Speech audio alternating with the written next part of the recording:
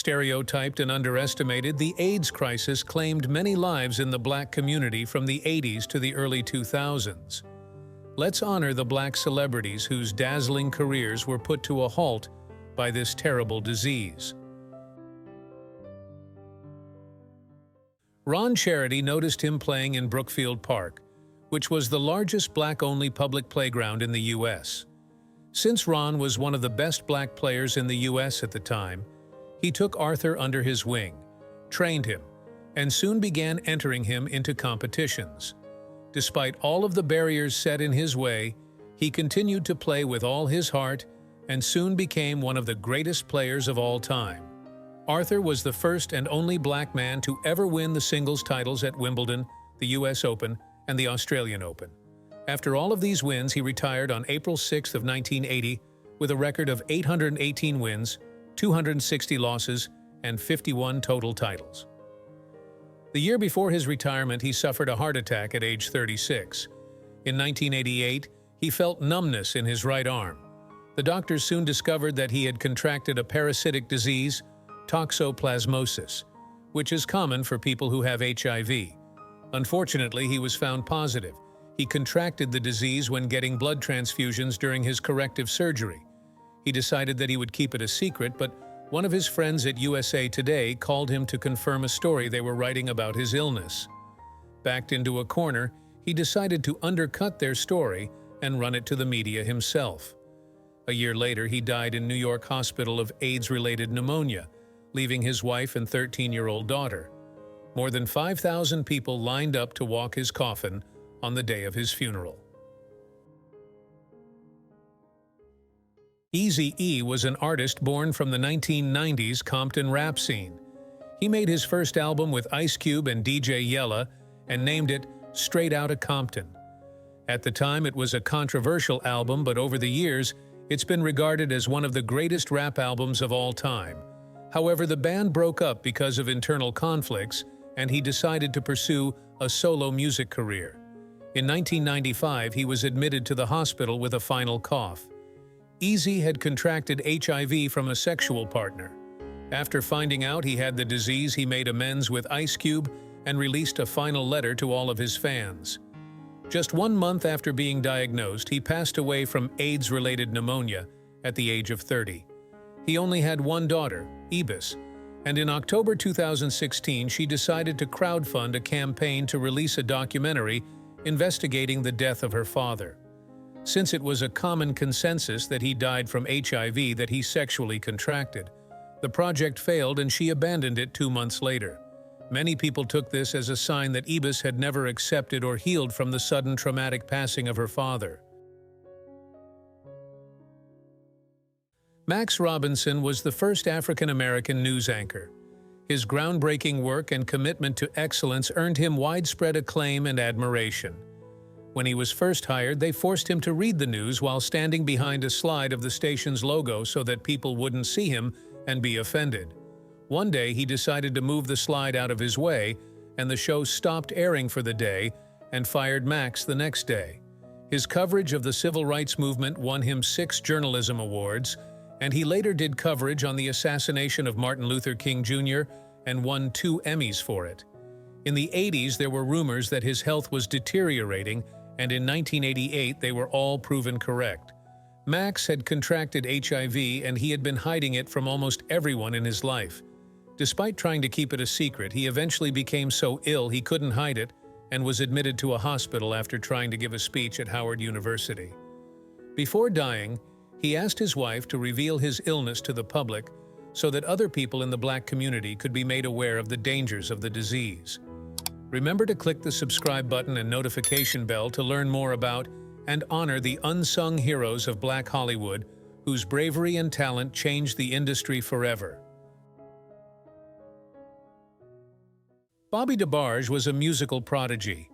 He struggled a lot in young adulthood because his father was physically and emotionally abusive. At the age of 15, he was introduced to heroin and began using it as a coping mechanism.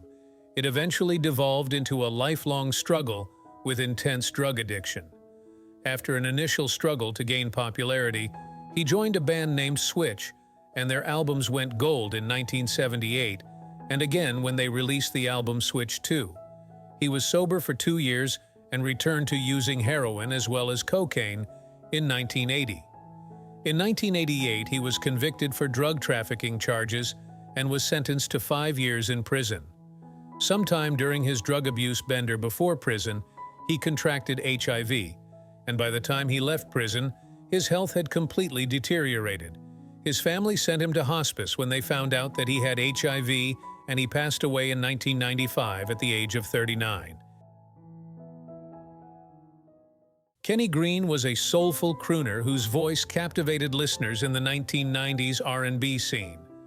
As a member of the group Intro, he soared to fame with hits like Let Me Be the One and Come Inside. Kenny was one of the few public figures who suffered from AIDS to be open about his struggle. In 2001, he revealed to Sister 2 Sister magazine that he was suffering from AIDS and came out as bisexual. That same year, he passed away from the disease. Alan Wiggins made waves in the world of baseball with his exceptional talent and athleticism. Within 2 years of playing for the San Diego Padres, he set multiple team records. As of the year 2024, they still haven't beaten the record he set in 1984 of 70 total stolen bases in a season. Even though he was winning on the field, he wasn't doing so hot in his personal life. He struggled with drug abuse and never sought rehabilitation for his problems. It got worse during his major league career and ended up sabotaging everything he worked for. In 1985, he was traded from San Diego to Baltimore, and he retired just 2 years later. He contracted HIV from intravenous drug use and fought the disease for a month before dying at the hospital in 1991. He never revealed his condition to his family, and they all assumed he died from lung cancer. But a few days after his death, a doctor admitted to them that the actual cause of death was complications caused by AIDS. Howard was once the stars of the TV series In the Heat of the Night. He was cast as Virgil Tibbs in 1988 and was nominated for an NAACP Image Award for his acting in 1989. However, throughout the show, Howard began to develop a drug and alcohol dependence. He was arrested multiple times during the run of the show. This affected the writing and shooting of the show as well as the public image, as he was always drawing bad press to the show. They decided to fire him, and his character was written out of the show. In 1996, he found out that he had contracted HIV, and just 6 weeks later, he passed away from lymphoma. In honor of his acting career and talents, the Great Blacks in Wax Museum made a wax statue of him in 2006. Esquerita may well be the father of rock and roll camp. He has the exact style of rock and roll that inspired Prince. He dropped out of school to join a gospel singing group that traveled the country. He later came about R&B music, and this inevitably led to his transition into more rock or pop genre music. In the 70s, he would mostly play in New York gay clubs, adding an effeminate and colorful, loud and flamboyant twist to the rock genre, therefore making it camp. However, he was doing horribly financially and health-wise. At some point, he was allegedly spotted washing car windshields for tips at an intersection. He passed away in 1986, and his father later claimed that the cause of his death was AIDS. Larry Riley was a versatile actor known for his memorable roles in films like A Soldier's Story and Knots Landing.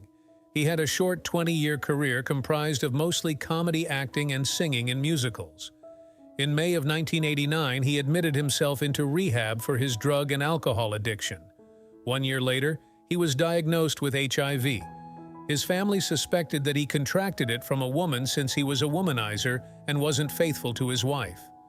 His wife was the only person he told about his illness, and he continued to work on all of his shows as normal and lying away his symptoms by attributing them to kidney failure and high blood pressure.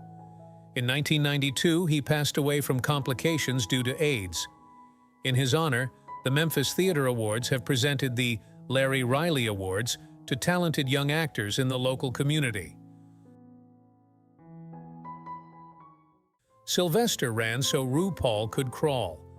Sylvester lit up the disco scene with his electrifying performances and infectious energy. Known for hits like You Make Me Feel, Mighty Real, and Dance, Disco Heat, he became a symbol of liberation and self-expression in the LGBTQ+ community. At a young age, he knew he wanted to sing because he was very involved with the choir at his church. However, his church shunned him for his sexuality, and he left at 13 years old and never returned. He joined a group of drag queens and started performing across America. He found out that his partner had contracted HIV, and no sooner he was diagnosed with the disease as well.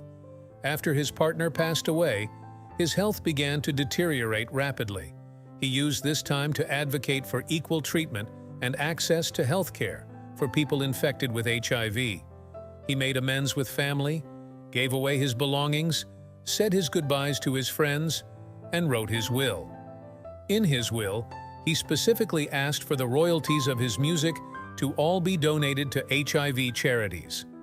After spending holidays with family, he passed away on December 16, 1988, at the age of 41. Charlie Barnett was a beloved actor and comedian known for his infectious humor and memorable performances. From his roles in television shows like Miami Vice to his stand-up comedy routines, he brought joy and laughter to audiences. However, Charlie struggled with drug addiction for the majority of his career. He contracted HIV from his intravenous drug abuse habit and died from complications due to AIDS at the age of 41. Willie was one of the most successful African-American designers of his time. He got into fashion designing all on his own, with no prior experience in the industry and no specific support. As the founder of the Willie Wear label, he broke down barriers and reshaped the landscape of American fashion. In 1987, Willie took a trip to India to source a new fabric for his fashion line. He developed a violent cough and believed that it was a result of pneumonia or a disease he contracted from exposure to the fabrics. He had no idea that he had contracted HIV, and his lawyer later claimed that his death was most likely AIDS-related. By 1986, his brand had made over $25 million in sales. His partner tried to keep the business alive without him, but after 4 years it fell into financial ruin. Sharon was an underground disco diva gem. She started her career as a producer and musical director at King Records. She came from a family of music. Her father, stepfather, brother, and half-sister were all involved in making their own unique genre of music from classical to hip-hop, but Sharon hadn't made anything of her own, not until 1968, which is when she dropped 4 singles at once with the United Artists label. She got her big break when she starred in the musical Hair. In the early 90s, she contracted HIV, but she was very private about her condition. She later died from pneumonia, and it was later revealed that the condition was AIDS-related pneumonia. Click on this next video to honor the memory and career of some of the greatest Black Hollywood stars to ever live. Which of these stars do you remember most fondly?